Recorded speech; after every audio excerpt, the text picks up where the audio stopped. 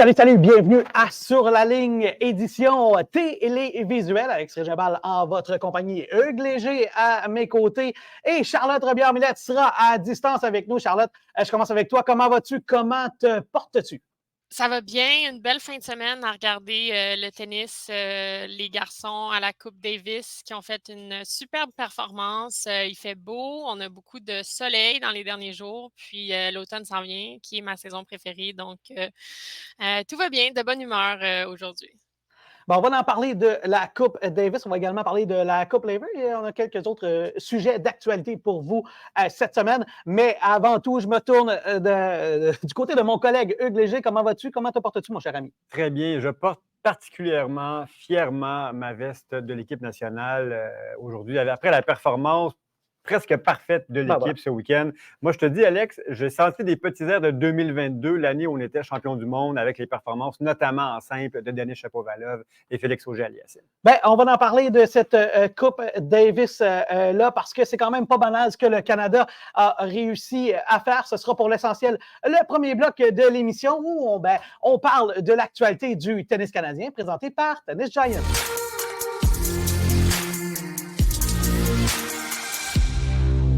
On est toujours très fiers de vous présenter ce bloc-là et on salue Mike Gasol de Tennis Giant par ailleurs. Et ce sera le bloc sur la Coupe Davis. On revient sur cette performance du Canada qui s'est qualifié pour la phase finale de la Coupe Davis.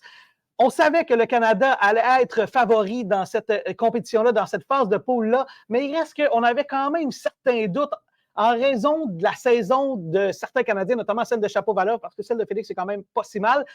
On avait un Gabriel Diallo qui arrivait d'une performance superbe au US Open, mais je pense qu'on peut dire mission accomplie, Hugues, du côté de l'équipe canadienne. Tu fais bien de parler de la saison moyenne, je dirais, surtout pour Chapeau qui descend sous la 100e position mondiale. Et Félix n'est peut-être pas au niveau qu'il aurait souhaité être aussi cette année. On a vu un Denis Shapovalov qui voulait gagner, très motivé. Il a célébré ses victoires avec beaucoup d'effusion. Je pense que c'était hyper important pour lui. Puis j'ai l'impression que toute l'équipe est comme portée par cette envie de bien faire en ce moment en Coupe Davis. Disons que la chimie et le contexte est très bon. Denis a été parfait, aucun set échappé. Des victoires contre Cerundolo dans le match contre l'Argentine et contre Dan Evans, notamment contre l'Angleterre, pour aller chercher cette qualification pour la finale à Malaga. Très, très belle performance des garçons ce week-end. Charlotte, je me tourne vers toi. Qu'as-tu pensé de cette performance canadienne ce week-end? Très impressionnante. Je pense que les garçons en simple, tant qu'en double, ont fait du très bon boulot. Denis, qui n'a pas eu une année incroyable, qui revient de blessure, qui est proche du top 100, mais pas tout à fait où est-ce qu'il était il y a quelques années, où est-ce qu'il était top 10. Donc, je pense qu'il est arrivé avec beaucoup de hargne, beaucoup de détermination. On le voyait vraiment soulagé d'aller chercher ces victoires-là, vraiment content. Il y avait une belle énergie, une belle concentration, une belle présence sur le terrain. Donc, moi, je suis vraiment contente de leur performance. Denis qui a dû briser la glace aussi à chaque fois, puis il l'a fait de manière remarquable. Donc, ça faisait un petit bout qu'il n'avait pas joué non plus pour le Canada en Coupe Davis. Il n'avait pas joué l'année passée, donc je pense qu'il l'a fait de manière admirable. Félix, même chose, super solide en tant que notre numéro 1 en simple. Puis en double aussi, ils n'ont pas échappé grand-chose. Donc, c'est difficile à faire ça, de faire une telle performance en Coupe Davis où est-ce qu'il y a beaucoup de pression, puis tout le monde veut gagner à tout prix pour son pays. Donc, vraiment belle performance des garçons en fin de semaine. Oui, c'est une performance presque sans faille du côté de l'équipe canadienne. Bon, on a dit déjà, on a atteint la phase finale. Avant qu'on parle de ce qui va se passer du côté de la phase finale de la Coupe Davis, moi, Charlotte, j'ai une question pour toi parce que je suis curieux de savoir ce que tu penses du cas de Gabriel Diallo qui arrivait d'une performance phénoménal du côté du US Open. Mais finalement, Frank Nantevich, bon, au final, il aura eu raison, mais a choisi Gabriel Diallo, a choisi Denis Shapovalov. Mais je pense que Gabriel aurait pu avoir des aspirations très légitimes à avoir un poste sur cette équipe-là. Toi, comme joueuse, tu aurais réagi comment de savoir que, tu étais la joueuse avec le plus de rythme, mais que que c'est les vétérans finalement qui ont eu la main, qui ont eu le départ, si on le veut comme ça. C'est difficile parfois en tant que joueuse, en tant que joueur, de vouloir aller jouer, compétitionner, faire la différence pour ton équipe, pour ton pays, puis de finalement pas être choisi, pas être sélectionné pour jouer le match. Mais je pense qu'il y a vraiment une belle cohésion dans l'équipe. Ils sont tous des amis, ils s'entendent tous très bien. Ouais. Donc, je pense qu'il doit avoir eu un petit pincement au cœur si il était prêt à jouer, s'il se sentait bien, il se sentait d'attaque, pensait qu'il avait sa place. Aussi, on ne sait pas, peut-être que Gabriel a dit à Frank, le capitaine, qu'il était fatigué, qu'il avait des petites blessures, que ce n'était pas l'idéal pour lui de jouer numéro 2 cette semaine. Donc, je pense que les deux choix auraient été très légitimes. Je pense que les deux auraient pu faire du très, très bon travail. Ça ne veut pas dire que Gabriel n'aurait pas gagné les matchs non plus, mais je pense que ça a été une bonne décision de Frank. On l'a vu, Dennis qui était vraiment en forme, vraiment motivé, vraiment inspirant pour le reste de l'équipe, qui a fait un boulot incroyable en allant chercher tous ses matchs en ne laissant pas un set. Mais c'est sûr que il y a une petite déception. Mais il y a quand même Dennis qui est le vétéran, entre guillemets, qui a joué plus, qui a plus d'expérience. Donc, je pense que ça lui revenait aussi peut-être de gérer cette émotion-là, peut-être un peu mieux que Gabriel. Je ne dis pas qu'il l'aurait moins bien géré, mais peut-être que Frank a décidé de mettre ça dans les mains de Dennis, puis il a quand même bien fait. Ben, ultimement, il aura eu raison, Frank Nantevich. On ne peut rien lui enlever parce qu'il aura eu la main heureuse. Et comme tu le disais, ben, c'est une performance presque sans faille. Alors, je pense qu'on ne peut rien reprocher à l'équipe canadienne. Et d'ailleurs, c'est peut-être un beau problème d'avoir autant de profondeur. Exact. Maintenant, ce qui s'en vient pour le Canada, ben, ce n'est pas clair encore parce qu'on attend de savoir qui sera l'adversaire. Ce qu'on sait, c'est que ce sera soit l'Allemagne, soit les Pays-Bas.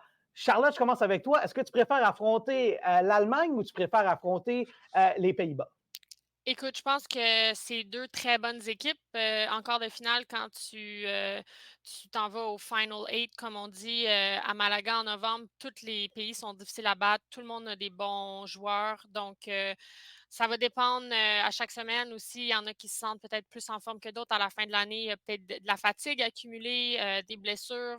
Donc, c'est difficile à prédire, mais du côté de l'Allemagne, ils ont quand même Alexander Zverev, qui est deuxième au monde présentement. Donc, c'est quand même une menace, entre guillemets, un joueur très, très puissant, qui est capable de gagner contre n'importe qui, évidemment.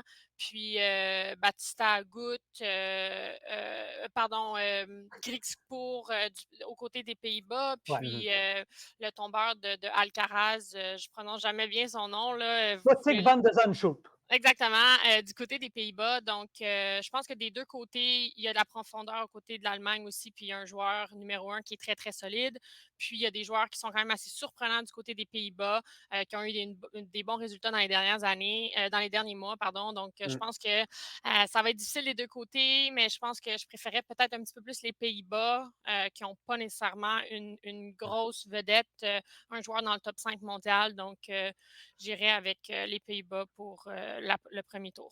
Ben, c'est sûr, Hugues, honnêtement, moi, je suis assez d'accord avec Charlotte. Ben, je pense que j'aime mieux affronter les Pays-Bas, en dépit du fait que, bon, Griekspoor et Botic van de Zandschulp, là, ce sont deux joueurs qui pourraient battre les Félix, qui pourraient battre. C'est pas sur papier gagné d'avance, là, même si gagné d'avance, même si le Canada partirait favori, je pense, contre les Pays-Bas. Mais quand même, si tu as un Zverev ou un Lennart Struff qui est là, ça pourrait être compliqué pour le Canada. Ben, Zverev, qui est numéro 2 mondial, on le sait, qui est très constant aussi. C'est toujours un adversaire redoutable. Et tu l'as dit, Jan Lennart Struff a des très bons joueurs de double, vétérans. C'est une grosse commande quand même. Encore une fois, Charlotte l'a évoqué, ça a lieu du 19 au 24 novembre. C'est le dernier tournoi de la saison, la finale de la Coupe Davis. Donc, on verra quelle équipe arrivera avec les joueurs les plus en forme. Souvent, les joueurs sont un peu fatigués. Il va y avoir le Masters de Paris juste avant, qui est un tournoi important aussi. Donc, à voir. Là. C'est vraiment quelle équipe sera la plus motivée, sera la plus en forme à ce moment-là. Et encore une fois, la profondeur des 8 équipes qui sont qualifiées. C'est difficile de mettre un vainqueur tout de suite là, sur ce Final 8. Le Canada arrive comme troisième favori du tableau final. Ben, justement, parlons-en rapidement de ce tableau-là du côté du côté de la Coupe Davis, parce que ce sera les États-Unis, L'Italie, on sait déjà qu'ils sont là, et l'Espagne. Tantôt, tu parlais de Roberto Bautista Agut. Charlotte, ben, ça pourrait être un des prochains adversaires du Canada parce que le Canada et l'Espagne sont dans la même partie de tableau. Alors, ce ne sera vraiment pas compliqué. Et quand on regarde ceux qui sont là présentement, ben, ce ne sera pas simple parce que, bon, vous venez d'entendre les nations. On a déjà parlé de l'Allemagne et des Pays-Bas. Les autres pays qui pourraient se qualifier, ben, qui vont être qualifiés, on ne sait juste pas qui va affronter qui. C'est l'Argentine et l'Australie. Alors, quand on regarde le tableau, honnêtement, c'est compliqué de dire « Ah, ben, c'est cette nation-là qui est favorite. » Italie est un seigneur. Championne en titre, l'Italie. Ben voilà. Et les États-Unis avec une profondeur complètement folle. Le Canada qui l'a gagné il n'y a pas si longtemps. Et si les meilleurs joueurs sont là, peuvent définitivement aspirer à ça. Est-ce qu'on a besoin de parler de l'Espagne et de Carlos Alcaraz, par exemple? Je veux dire, c'est pas nécessairement facile à prédire qui pourrait gagner la Coupe Davis cette année. Mais écoute, je te le demande, Hugues et Charlotte, je vais aller avec toi après. Qui vois-tu à quelques semaines? Ouais, disons-le comme ça, là, à quelques semaines, ce sera à la fin novembre. Mais qui vois-tu l'emporter au moment où on se parle? Ou en tout cas, du moins dans ta tête, port favori? Ben, je crois que le fait que cette Coupe Davis, cette finale sera tenue à Malaga, en Espagne, donne un petit avantage à l'équipe espagnole. Ils vont être extrêmement motivés. Ça va être une ambiance de feu. Ça serait l'adversaire potentiel en demi-finale du Canada. Donc, ça risque d'être toute une rencontre là, si cette rencontre a lieu. Mais l'Italie et les Américains sont mes deux autres équipes favorites pour moi. Italie, Senner, on l'a dit, un Berrettini, peut-être un Musetti. Ils ont extrêmement de profondeur aussi du côté italien. Et les Américains, tu l'as dit, avec le plus de joueurs dans le top 20 en ce moment au niveau mondial, sera une équipe à surveiller. Donc, c'est pas mal les trois équipes là, que je mets là, dans les favoris pour les demi-finales. Charlotte, je me tourne vers toi. Ben, là, en même temps, tu dis 3 équipes sur 4. Oui, le Canada. Ben, tu vois à quel point c'est difficile de faire des choix, honnêtement. Ouais. Mais Charlotte, je vais aller de ton côté. Est-ce que toi, tu es moins nuancé que Hugues, qui a à peu près nommé toutes les autres équipes? Mais je le comprends parce qu'en même temps, toutes les équipes, comme je le mentionnais, ont leur place, ont des joueurs incroyables. Ça va être vraiment coriace comme tournoi à la fin novembre. Ça va être difficile à prédire, mais moi, j'irais peut-être avec les États-Unis qui ont eu des performances vraiment incroyables dans les derniers mois. On l'a vu là, notamment au US Open. Avec Fritz, Tiafoe, Paul, il y a aussi Shelton. Je veux dire, ils ont vraiment des bons potentiels, des bons talents. C'est sûr que, comme tu le mentionnais, vu que c'est en Espagne, il y a Carlos Alcaraz qui est numéro 1 pour l'Espagne, puis ensuite il y a Bautista Agut aussi qui fait partie de l'équipe. Je veux dire, ils ont beaucoup de profondeur, les Espagnols aussi. Ils vont avoir la motivation, ils vont avoir l'atmosphère, ils vont avoir les fans derrière eux. Donc, je pense que ça peut faire une différence aussi. Je vais y aller avec les États-Unis, mais aussi une équipe que tu n'as pas mentionnée qui peut aussi être difficile, l'Australie, qui a quand même de Menor, Kokkinakis. Il y a beaucoup de Popperin, beaucoup de joueurs qui font bien dans les grands chelems du côté de l'Australie cette année. Ouais. Donc, je pense que, écoute, tant les Canadiens que les Américains, que les Australiens, que les Espagnols, ça va être du beau tennis. Encore une fois, les Italiens avec Sinner, Berrettini. Donc, je pense que je pense que ça va être du très bon tennis. Encore une fois, je le répète, il va y avoir de la fatigue. Il va en avoir peut-être qui ne voudront pas se présenter parce qu'ils vont avoir ils vont vouloir se préparer pour l'Australie en janvier ou ils vont avoir des blessures. Donc, je pense que ça reste à voir qui va faire partie de l'équipe rendue là. Mais si on regarde à date d'aujourd'hui, on a des très bonnes équipes, des très bons joueurs. C'est difficile de dire, mais je vais y aller avec peut-être les États-Unis. Puis le Canada qui va défendre son titre de 2022. Je me croise les doigts. Ben, écoute, les États-Unis, c'est certainement un bon choix et pourquoi pas le Canada qui pourrait remporter ce titre-là. On va faire une courte pause si vous le voulez bien et au retour, une autre compétition de prestige. On va parler de la Coupe Laver.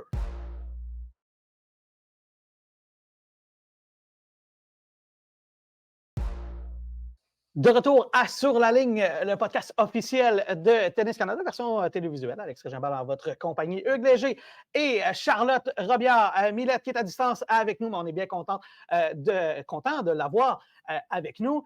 Bon, je parlais de la Coupe Davis, une compétition internationale avant la pause. On va se tourner vers une autre compétition présentée à TVA Sport par ailleurs, la Coupe Laver, qui, déjà, même si c'est une jeune compétition, mon cher Hugues, a déjà marqué les esprits de beaucoup de monde. Ben, des grands moments, la retraite de Federer a été annoncée officiellement à ce tournoi-là. Des images inoubliables où ils sont main dans la main avec Rafael Nadal. Je pense que c'est des moments qui ont marqué les esprits. Ce fameux terrain noir ou charcoal foncé, c'est un très bon spectacle télévisuel. C'est un showcase, hein, c'est pas un tournoi qui a l'importance des Grands Chelems ou de la Coupe Davis, mais quand même, la compagnie de Roger Federer, qui est le promoteur et le présentateur de cet événement-là, fait un bon boulot, notamment pour amener des très bons joueurs. Et tu auras encore 2 équipes de très haut niveau cette année, là, en Team Europe et Team World. Charlotte, on regardait les alignements du côté de la Coupe Laver. Il y a beaucoup de gros canons. Alcaraz, Dimitrov, Medvedev notamment, Kasparov, Tsitsipas, Zverev seront du côté de l'équipe Europe. Et du côté monde, ben, c'est presque l'équipe américaine avec Frances Tiafoe, Ben Shelton, Taylor Fritz, finaliste au US Open. On va retrouver des gars comme Cyril Doulo. Je me tourne vers toi, Charlotte, pour voir qui penses-tu que va partir favori dans cette compétition-là? Donnes-tu un avantage aux Américains qui ont beaucoup de... Aux Américains, je les ai appelés les Américains. À l'équipe monde composée essentiellement d'Américains. C'est le top 10 contre les Américains. Où vois-tu l'équipe Europe, comme c'est souvent le cas, partir grand favori dans cette compétition-là? Oui, tu l'as dit, c'est presque les Américains, mais c'est l'équipe monde. Donc, non, moi, personnellement, je pense que c'est peut-être plus l'équipe Europe qui part avec un petit favori là, du côté de l'équipe des Européens qui ont quand même des gros noms, comme vous le disiez, quasiment tout le top 10. Donc, je pense que ça va être difficile du côté de l'équipe monde de faire peut-être la différence dans cette rencontre-là. Mais encore une fois, ça va jouer sur le terrain. On va voir qu'est-ce qui va se passer. Mais moi, je donnerais définitivement l'avantage à l'équipe Europe qui est vraiment, vraiment solide avec tous les meilleurs joueurs au monde pratiquement. Ben, c'est sûr, hein, du côté de l'équipe Europe, on a Alcaraz, 2 grands chelems cette année. On a un Medvedev qui est particulièrement solide. Dimitrov qui a été très bon dans les dernières années. Mais il reste que, moi, j'ai hâte de voir parce que le format, c'est pas un format traditionnel, Hugues. Alors, peut-être que le format des points pourra faire en sorte que certains match-ups vont favoriser peut-être des gens un peu moins favoris. Je ne sais pas, on verra. Oui, ben écoutez, c'est un format qui fait en sorte que les points, que les matchs disputés le 2e et 3e jour comptent plus que le premier jour. Donc, il y a un build-up qui est fait autour de ça. Effectivement, on veut aussi garder les téléspectateurs jusqu'au bout de la compétition. Je le répète, ça a lieu cette année à Berlin, au Uber Arena. Encore une fois, c'est un showcase, c'est un tournoi exhibition. Les joueurs sont assez relax, il y a du coaching, il y a de la fraternité entre eux, ce qui rend ça intéressant aussi, je dirais. C'est un élément important du tournoi. Mais c'est peut-être pas les plus grandes performances de l'année qu'on va voir quand même à la Coupe Laver. Non, mais il reste qu'il y a quand même eu des moments spectaculaires. On en parlait lors de l'épisode audio, d'ailleurs, que vous pouvez trouver sur toutes nos plateformes. Mais Charlotte, tu parlais d'un moment où on a vu Federer entraîner Nadal et l'inverse. Il y a cette dynamique d'équipe-là. Toi, comme joueuse, tu dois quand même triper de voir ces trucs-là à la télé, quand même. Oui, c'est sûr que c'est incroyable de voir ces légendes-là qui s'aidaient, qui donnaient des trucs, qui se coachaient sur le terrain. Je pense que ça va être des moments qui vont rester gravés dans le tennis. C'est là que Federer a pris sa retraite. Donc, je pense que la Laver Cup a beaucoup de légendes du tennis avec notamment McEnroe puis Borg qui sont les capitaines des 2 équipes. Je pense que c'est un moment très agréable pour les joueurs sur le circuit dans l'année, la Laver Cup. Ils ont beaucoup de plaisir. Je pense même qu'il y a des liens, des nouvelles amitiés qui se créent, qui se forment.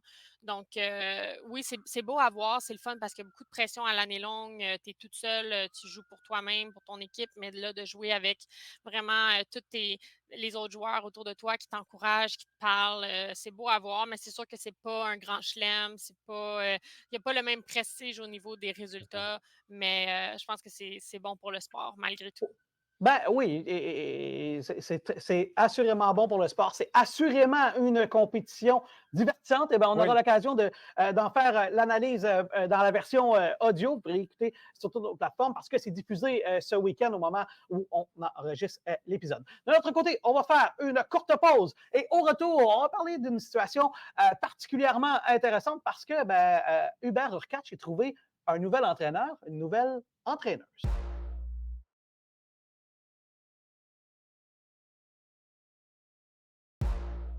Dernier bloc de l'épisode. Et pour ça, ben, on a une discussion intéressante, peut-être en 1 ou 2 minutes, là, mais Hubert Hurkacz a annoncé qu'il a un nouvel entraîneur, une nouvelle entraîneuse, Agnieszka Radwańska, ancienne championne de la Coupe Rogers, anciennement Omnium Banque Nationale. Charlotte, je veux t'entendre là-dessus. Que penses-tu de cette alliance entre Hurkacz et Agnieszka Radwańska? Moi, je trouve que c'est super. J'étais vraiment emballée quand j'ai vu la nouvelle. J'aimais déjà de base Urkatch, que je trouve qu'il a une superbe personnalité, qui est calme, qui est gentil, qui est sympathique. On dirait qu'il est bon, mais il ne sait pas qu'il est bon. Donc, j'aime beaucoup le joueur. Et là, de savoir qu'il a pris une entraîneur féminine, je pense que c'est vraiment un bel exemple. Ça me fait penser un petit peu quand Andy Murray avait pris Mauresmo comme coach il y a quelques années, puis ça avait justement fait beaucoup jaser. Je pense que ça devrait juste être normalisé, ça devrait être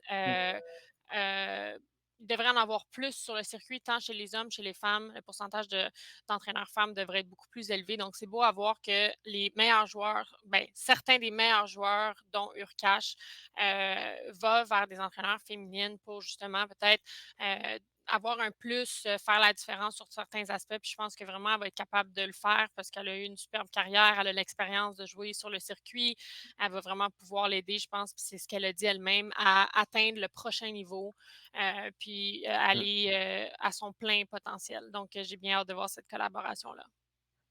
Hugues, en 30 secondes, c'est une fille qui a été 2e mondiale. Elle a une vingtaine de titres sur le circuit. Tu penses quoi de cette alliance-là? Effectivement, elle a eu beaucoup de succès. 2 joueurs polonais, évidemment, qui se connaissent sûrement déjà un peu. Mais j'ai surtout aimé la citation qui est sortie ce week-end où Radwańska disait « J'ai l'impression que Hurkacz n'a peut-être pas atteint son plein potentiel encore. J'aimerais ça l'amener au prochain niveau. Et pourquoi pas aller chercher un grand chelem. » On sait Hurkacz, très gros service, très bon joueur, multi-surface, en fait, très mobile, même s'il est très grand. Et peut-être qu'ils vont réussir ensemble à aller atteindre un nouvel échelon au niveau du classement. C'est un joueur qui est établi dans le top 10 depuis plusieurs années, des titres en Masters 1000, mais pas de victoire en Grand Chelem encore. Donc, pourquoi pas une prochaine étape avec Radwańska. C'est un mariage vraiment intéressant qu'on va suivre en 2025. Intéressant, ça, c'est le mot important là-dedans. Je pense que ça va être vraiment, vraiment cool de voir cette alliance-là. Ouais. Et qui sait, peut-être que ce sera une alliance qui amènera Hubert Hurkacz à un autre niveau. C'est un gars qui peut aspirer à des grands chelems. Voilà, c'est ce qui complète l'épisode de Sur la ligne. Je rappelle qu'on est disponible sur toutes les bonnes plateformes de balado. Vous pouvez également nous écouter à TVA Sport. Et pour terminer l'épisode, comme c'est la tradition, je vais demander à Charlotte Robillard-Millette de compléter l'épisode d'aujourd'hui. Bon tennis, Alex. Bon tennis, Hugues. Bon tennis, tout le monde. Et bonne Lever Cup.